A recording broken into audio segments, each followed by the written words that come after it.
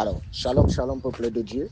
Je rends grâce à notre Seigneur Jésus-Christ pour son partage et pour son amour sans pareil, sans faille, en cette année, en l'an de grâce 2025. Une année de grâce, une année de gloire, une année de prospérité et d'abondance. Ceci étant, je viens t'annoncer que 2025 n'est pas ton année. Tu sais, j'ai la particularité de choquer plus d'un. 2025 n'est pas ton année. Pourquoi 2025 n'est pas ton année? Parce que quand tu te lèves, j'écoute souvent. 2024 était ton année, n'est-ce pas? 2023 était ton année. Et cette année encore, tu t'es levé, tu dis 2025, mon année. Mais regarde juste toutes les fois où tu ne cesses de dire, voilà, 2000 tant mon année. Depuis tant d'années que tu ne cesses de dire, c'est mon année, tu te rends compte que ce n'est jamais ton année. Oui, il est vrai, l'espoir fait vivre, n'est-ce pas? Ce que je vais te dire, c'est que ce n'est pas le fait de mettre l'ongle dans une situation qui change un problème. Ce n'est pas parce que tu mets l'ongle dans un problème que avec le temps, ça va s'améliorer. Non, ce n'est pas le temps qui améliore une situation. Plusieurs personnes sont accros. Oh, dès qu'ils parcourent les réseaux sociaux. Alors, quand je me lève, je me présente devant toi, je suis le prophète Daniel Boukan. Je prophétise dans ta vie, je déclare que cette année, tu reçois ton mariage, tu reçois ta maison, tu reçois ton voyage. Et le Colisée est au comble et tout le monde dit Amen, je reçois. Alors, j'aimerais bien te poser la question, qu'est-ce que tu reçois? Tu ne reçois rien du tout. L'œuvre de Dieu, ne prenez pas ça à la légère. Il y a un processus par lequel il faut passer. Et chaque fois, tu ne cesses de dire, je reçois, mais tu vas regarder, tu te retrouves au même endroit, tu stagnes tout le temps. Ce n'est pas par des déclarations que tu vas faire bouger les lignes. Ce n'est pas parce que tu dis Amen tous les jours à chaque homme de Dieu que ton problème va être réglé. Lève-toi, viens servir Dieu. Viens et prends la résolution de laisser Dieu te tenir la main. Sinon, je ne te maudis pas, mais je te parle avec conviction. Tu te retrouveras au même endroit, même dans 10 ans, tu seras sur place. Mais tu verras toujours, chaque année, elle se produira comme elle se produit toujours. C'est-à-dire que quand l'année commence, tu as l'impression que c'est ton année, non? Ça va fleurir, il y a le meilleur, l'espoir fait vivre. Mais au fur et à mesure que tu passes le temps, tu te rends compte que tu es au même endroit. Et je t'invite juste à observer comment ça va se produire encore, une fois de plus, cette année.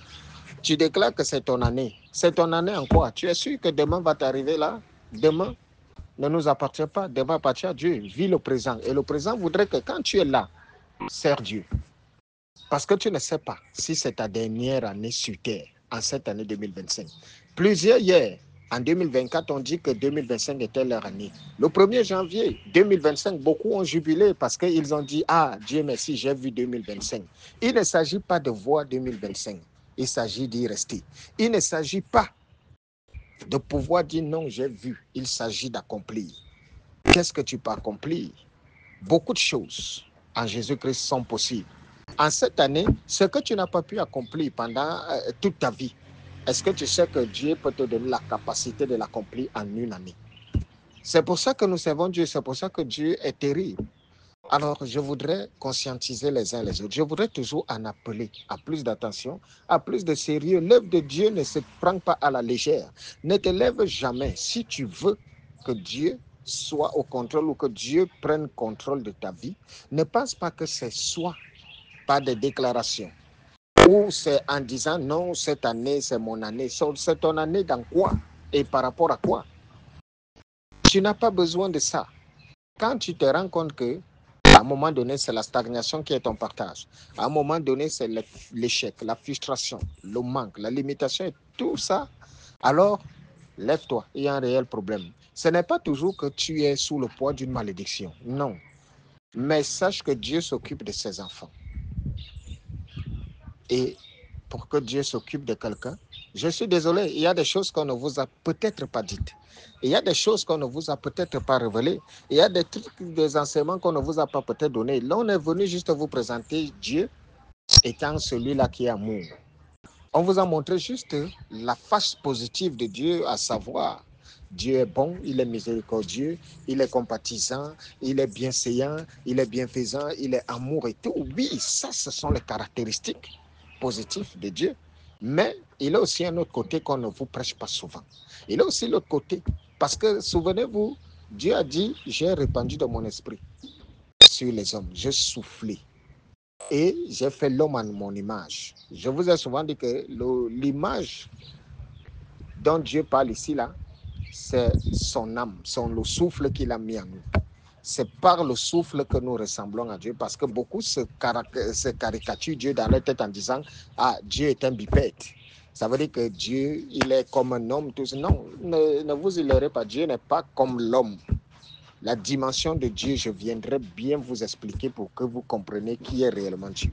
Mais ceci étant, quand Dieu a soufflé en nous, ça veut dire que nous avons les caractéristiques de Dieu en nous, à savoir, nous avons tout le côté positif de Dieu, mais nous avons aussi l'autre côté de Dieu, à savoir, Dieu a dit qu'il est un Dieu jaloux.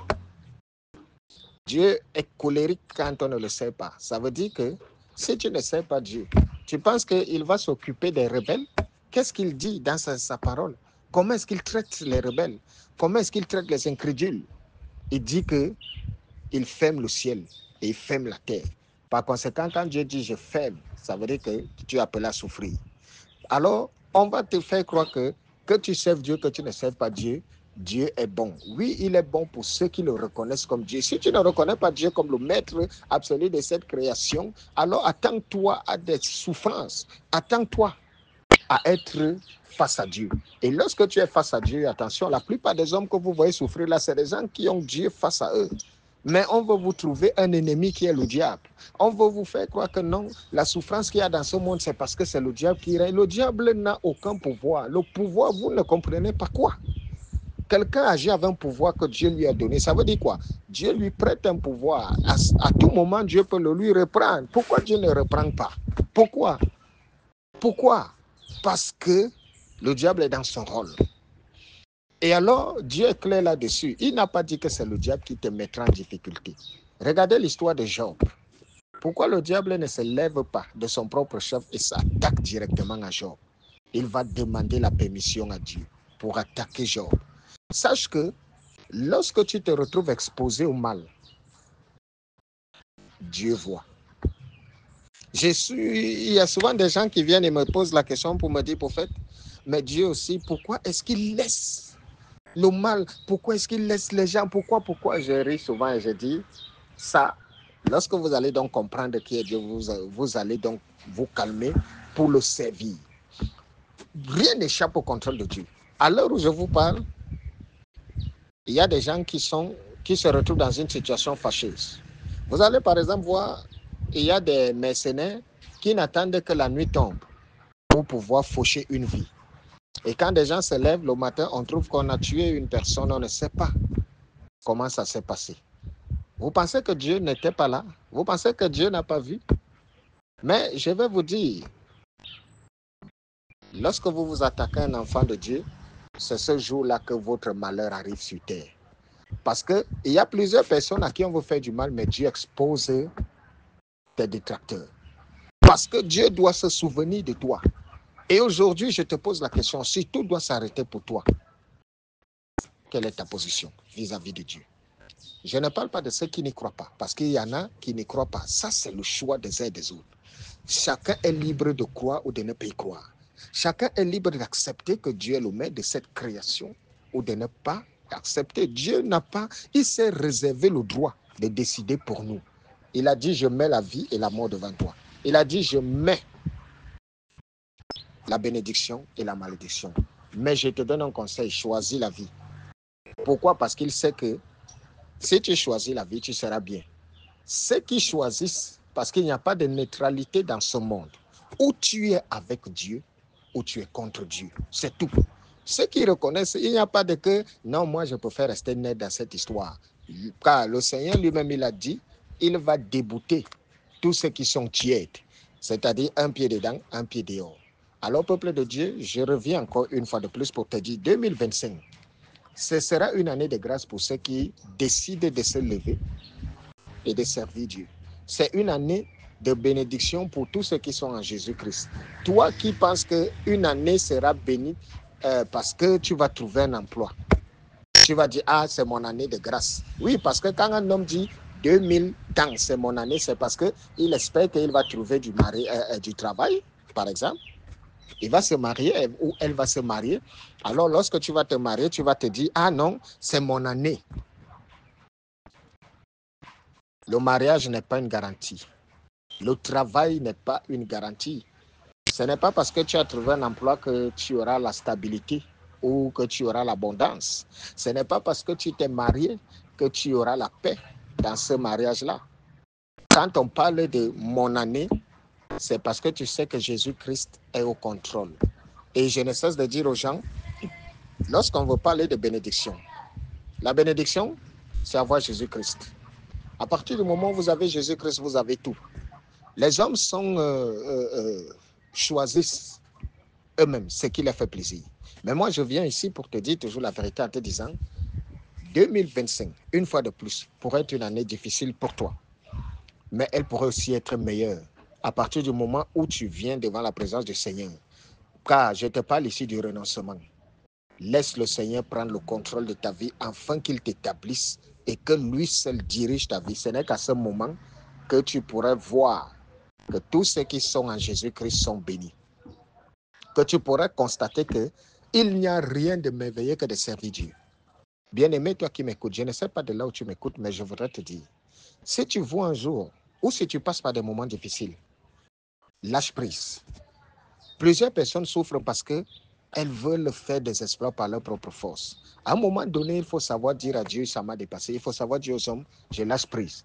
Maintenant, je remets tout entre les mains de Dieu. Oui, j'ai essayé par ma propre nature, par ma propre force, ça m'a dépassé. Mais maintenant, je remets tout entre les mains du Seigneur, que lui seul, il me conduise, il le voudra. S'il a décidé que la honte sera mon partage, alors je suis prêt, j'assume cette honte-là, et je préfère, et je ne cesse de te dire, il vaut mieux, comme le Seigneur, comme nous l'a dit le Seigneur, souffrir en faisant la volonté de Dieu qu'en faisant le mal. Alors, je préfère me retrouver dans une situation où c'est parce que j'ai servi Dieu que je suis humilié. Je préfère me retrouver dans une situation, et je vous donne un conseil, il vaudrait mieux pour vous que votre plus grand malheur soit d'avoir aidé les gens, soit d'avoir aimé les gens, soit d'avoir soutenu les gens. Alors vous êtes bénis, alors vous êtes heureux. Souffrez en tant qu'un bienfaiteur, ne souffrez jamais en tant qu'un malfaiteur. Ne souffrez pas parce que vous êtes en face du mal que vous avez fait aux gens. Au contraire, chacun de nous, au moment venu, récoltera ce qu'il a semé, tant en bien qu'en mal. Je suis le prophète Daniel Bokam. Je viens ici, par ce canal, t'apporter ces exhortations, d'abord sommaires, pour te dire que l'œuvre de Dieu, et je ne cesse de dire, c'est l'œuvre de Dieu. Et Dieu seul fait chaque chose comme il veut. Ne forcez jamais la main à Dieu. Si Dieu veut vous donner un message, il vous le passera. Si Dieu veut se révéler à vous, il se révélera à vous. Si Dieu veut vous parler, il vous parlera. Mais si vous ne voyez rien, ne forcez pas la main à Dieu. Laissez Dieu agir librement dans vos vies. Quel que soit tout ce que vous avez face à vous, confiez vos vies à notre Seigneur Jésus-Christ. Et il fera le reste. Le monde, nous sommes à la fin de toutes choses. 2025. Et si c'était la fin pour toi, où passeras-tu l'éternité? Que le Seigneur te bénisse maintenant pour le siècle des siècles. Je suis le prophète Daniel Bokam. Bye bye.